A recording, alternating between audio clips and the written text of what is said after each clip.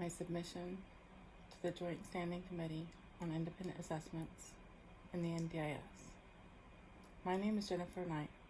I am an NDIS participant with multiple disabilities, and I have been attempting to make my way on my own with the necessary support of the NDIS. I have been with the scheme since the trial, and being on my own, I've had no choice but to trust that I will be supported by those who purport to support me. As such, I have effectively tested the good faith of disability support structures which are funded by and including my interactions with the NDIS. From experience, I'm able to speak to the unsustainable costs that non-deferential and even adversarial presumptions puts upon my ability to be supported. In this respect, I'm compelled to address the NDIA's proposed implementation of independent assessments. The proposed compulsory assessments are in fact adversarial and would put duress upon us to comply on pain of not having necessary supports funded. This is unilateral, non-consensual, and as such must not be allowed to pass. My primary advice is that any policy or practice must be tested with respect to how it impacts the primacy of participants in our lives, and how we are supported, and how those supports are funded. By definition, our supports fall under our domain and so must defer to us, else they are not our supports. To ensure that we are able to be supported as autonomous, independent members of a larger society, there must be true deference to us in practice at all levels of operations in the scheme. That is undermined by the proposal of independent assessments. To achieve fairness, it would be better to make sure that participants are happy with their level of supports, and that the funding they need to be supported is reliably provided. The definition of organizational pathology is when the overarching goal, in this case to fund the reasonable necessary supports for disabled people in Australia, is subverted for the survival of the organization. The NDIS is publicly funded. The public trusts the NDIA with the distribution of public funds with the express purpose of improving the lives, independence, and social engagement of people with disabilities. This NDIA must restore the participant as a primary determining factor as to whether the scheme is fulfilling its trusted role. This would resolve any issues of fairness and would preserve sustainability of purpose. With respect to the terms of reference, the developing modeling, reasonings, and justification for the introduction of independent assessment is the NDIS. I was in the co-design group facilitated by PWDWA with the NDIA. In this, we were to be working on the systemic issues that could be addressed by the NDIA. We were bold and brave in our input, but I can say in good conscience that we were not working meaningfully with the NDIA, as there was no sense of legitimate engagement with our concerns from the NDIA. We recommended that there needed to be ongoing co-design at all levels of the NDIA operations. The strong feeling from our group was that the NDIS was still developing, not mature as claimed by the NDIA, when introducing this idea for how to bring consistency to people's NDIS journey. I state strongly that there needs to be a good faith engagement with participants in the developing of how the NDIA implements the NDIS. This is so crucial to an effective scheme, but this proposal of independent assessments effectively cuts us out of the primary position the participants naturally hold in our lives and our communities. By definition, our supports fall under our domain, and as such we must be deferred to on all matters that pertain to us. Introduction of compulsory independent assessments was done unilaterally to us, and this is a problem, that the scheme is meant to be for us, with respect to us, and wholly with us, not done to us. It removes our choice and control, and it is not proposed in a way that establishes rapport or gives us our natural agency and autonomy in how we use our funded disability support scheme. I strongly oppose modeling that suggests that consistency at the cost of nuanced engagement has any potential for good, and is quite likely to cause a lot of subjugation and multifaceted harm to those of us who aspire to a more holistic engagement in our communities. To subject us to the scrutiny of strangers in a way that we have no rights or ability to counter will subvert our natural agency and our autonomy when the point of the scheme is to support us and have more equitable standing in society. I emphasize that anything that causes us undue duress is not defensible from a scheme that is meant to be supporting us. That any modeling with respect to sustainability must include the actual efficacy of the implementation, and that the people who can rightfully report to that efficacy are primarily participants, not some appointed independent stranger by proxy.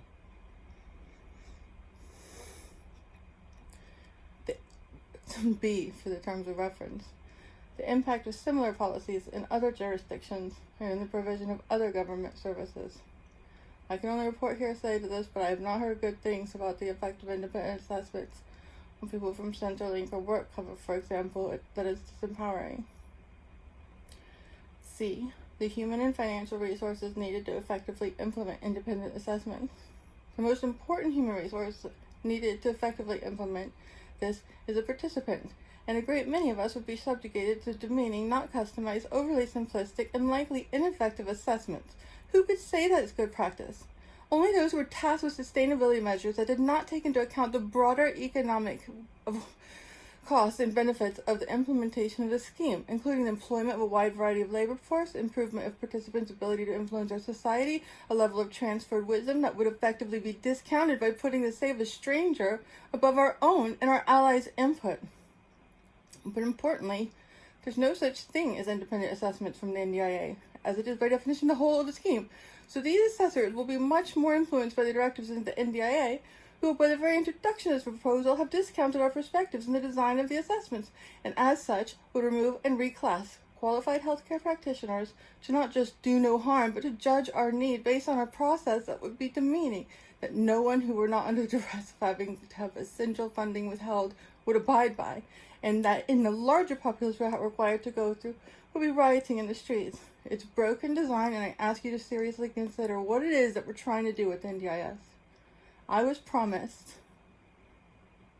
that the scheme was to help us live our best lives and not subjugate us to a lower class of citizenship. D, the independence, qualification, training, and expertise and quality assurance of the assessors. As proposed, these people will be engaged to assess and will not have realistic experience with people with disabilities. They will not be working alongside us by definition, so how can the culture be sensitive to our needs when what is proposed to push the most diverse of our population into a consistent form? It's not what fucking disability is. It's not how disability works, was what I actually submitted. E, the appropriateness of the assessment tools selected for use in independent assessments to determine plan funding. Inappropriate. Anything that is done to us without first hearing our statement of support needs and justifications and working from there respectively and respectfully by our consent is inappropriate. The implications of independent assessment for access to and eligibility for the NDIS. It would prevent people from being able to carve out our unique positions in society by placing our prospects too firmly in the hands of strangers. May I ask you, who hears this, if you have some sense of standing in your position of employment, parent, friend, or other status in society, how would you fare by having your continued involvement in these roles depending upon a stranger assessing you with a standardized toolset? The implications of independent assessments for NDIS planning, including decisions related to funding reasonable and necessary supports. How can anything that is standardized be reasonable?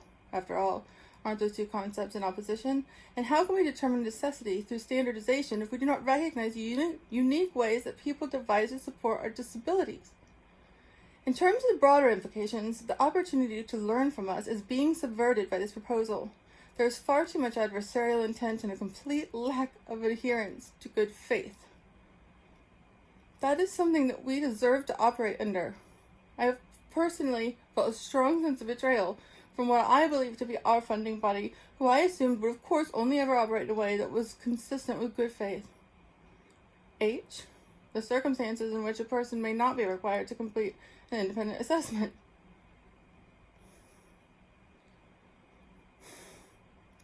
think no one should be required in a compulsory fashion. Turn it upside and hit it off. In a compulsory fashion. But if someone thinks that they would benefit from it, which again is the point of the scheme, to buy our measure actually be of benefit to us, then they should have access to a simplified method of costless access. The compulsory requirement must be taken off as it reeks of bad faith. Opportunities to review or challenge the outcomes of independent assessments. Assuming that they're not compulsory,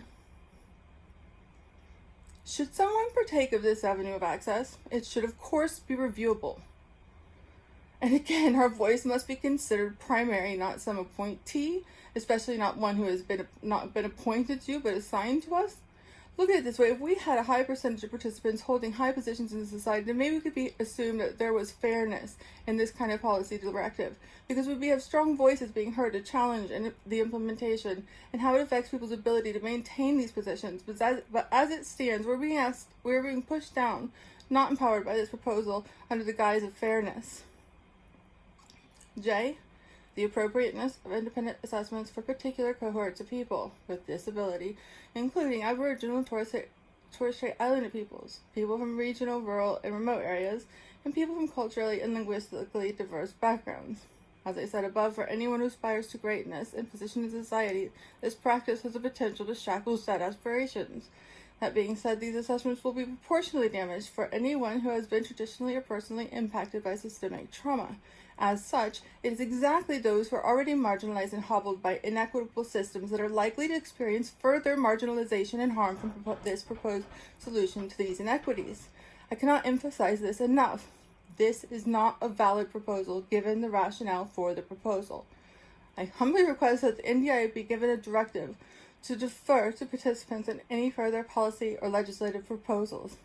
Not just claim they have consulted with us, but actually have our individual and collective confirmation that this is what we want, need, require, and would allow us to achieve the best outcomes across the board. K, the appropriateness of independent assessments for people with particular disability types, including psychosocial disability, and one concern is that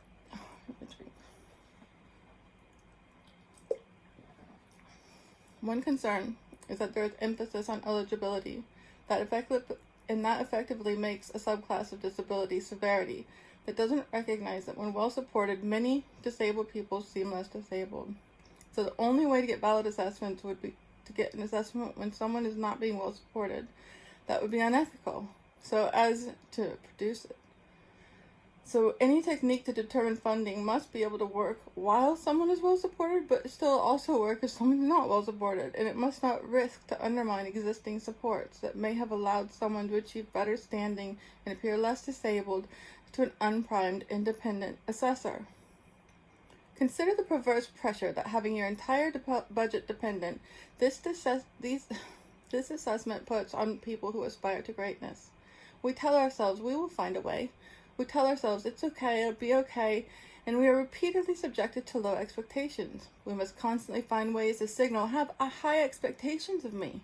So any practice that is put into place to achieve fairness that is so tightly coupled to our necessary funding must not undermine this coping mechanism. I imagine that this is especially true for those with invisible disabilities. L, any other related matters. Nothing about us without us.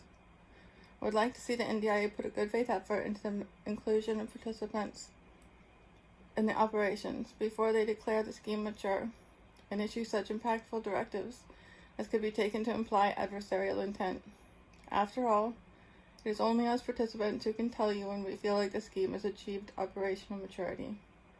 This move resounded within the disability community as something being done to us, especially as it included the notion of compulsion. The scheme must repair the rupture and significantly include us in any further operational directives to establish a trusted role in how our disability supports are funded and sustainably preserved.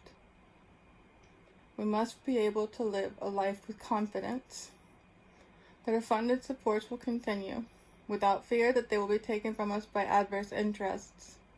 We should be able to access our funded supports according to our needs and should be heard when we express those needs. This is the only viable way for us to become fully fledged members in this society, and this scheme is not mature until we are able to achieve this level of inclusion. That's where I ended it. I probably should have included something about privacy. I may add that in a third submission. This is the end of the first one.